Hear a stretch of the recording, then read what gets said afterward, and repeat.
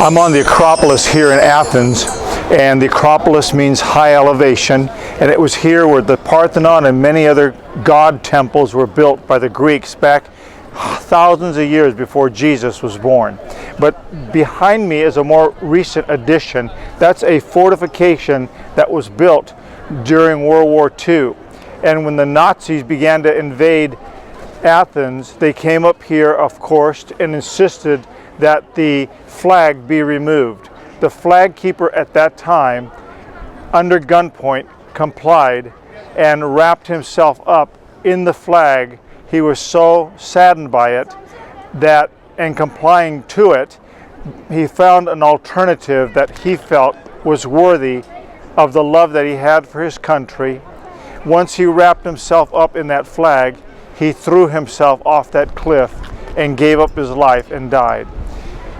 So the Nazis had their way. They brought the Nazi flag up, and lo and behold, the beauty of it all is that shortly thereafter, some teens from Athens came up here at night, snuck in, and took the flag down and put up the Greek flag, and it's been up ever since, and you can see it behind me.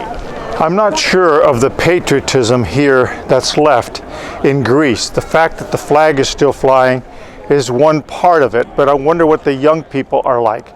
If they're anything like I see in the average in America, I'm quite concerned of where patriotism has gone. It seems to be that there's not a love for the country. Now, patriotism, the word patria in land, has to do with papa. A papa, even in Spanish, is father. And patriotism is the love of the land of the fathers. And so, for you, especially young people listening, I would like to challenge you to please love your country. It's a gift of God. It's not accidental. You were born where you were born, and the country that God has given to you is a country that is worthy to defend, to love, to cherish, and to honor. And the people, fathers, ancient fathers, going way back, many of them died in World War I, World War II, the Korean War, Desert Storm, Vietnam. They died because they loved their country. They fought in other countries for their liberty and freedom because they understand what that liberty means. And we've lost so much of that. I've been at gaming events like football, where you sing the Star-Spangled Banner, and so many young people are chewing gum, disrespectful, talking to one another during the anthem.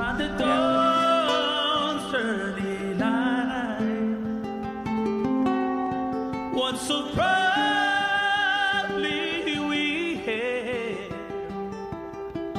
at the twilight's light, for the ramparts we once were so gallantly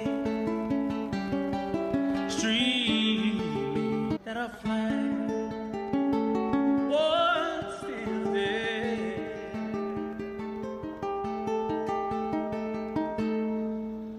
And it's pitiful. When I grew up, we had to be dead serious, stone silent, singing very respectfully with our hand over our heart. We were taught patriotism. We sang songs like "My Country 'Tis of Thee," "Land of the Noble Free."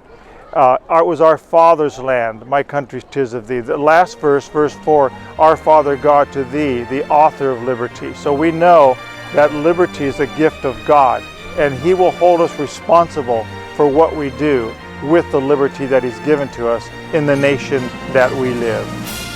I leave you with this word to pause and ponder.